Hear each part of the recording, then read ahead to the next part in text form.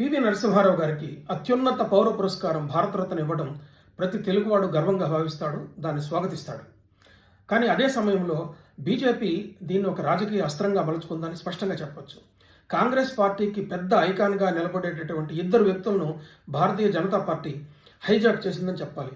ఒకటి నేషనలిస్ట్ అయినటువంటి సర్దార్ వల్లభాయ్ పటేల్ని హైజాక్ చేసింది. అట్లాగే ఈ రోజున కాంగ్రెస్ పార్టీకి అతిపెద్ద ఐకాన్ అయినటువంటి పివి నరసింహారావుకి హైజాక్ చేసి మావాడని చెప్పుకున్నది. మీరు చేయని గొప్ప పనిని మేము చేశామని చెప్పి బీజేపీ చెప్పుకున్నది. అందుకే ఒక జాతీయ స్థాయి ఇంగ్లీషు దినపత్రిక ఏ స్టాబ్ ఆన్ కాంగ్రెస్ అని చెప్పి చెప్పింది. అంటే కాంగ్రెస్ పార్టీకి నష్టం చేకూర్చే దిశలో ఏ పనిని కూడా అది వదిలిపెట్టుకోలేదు. నెహ్రూ మీద తీవ్రమైనటువంటి విమర్శలు పార్లమెంట్లో చేయడం, నెహ్రూ రిజర్వేషన్కు వ్యతిరేకం చెప్పడం కూడా ఈ ఎత్తుగడలో భాగమే. కాబట్టి బీజేపీ దేన్ని వదులుకోవడం లేదని చెప్పడానికి ఇది ఒక పెద్ద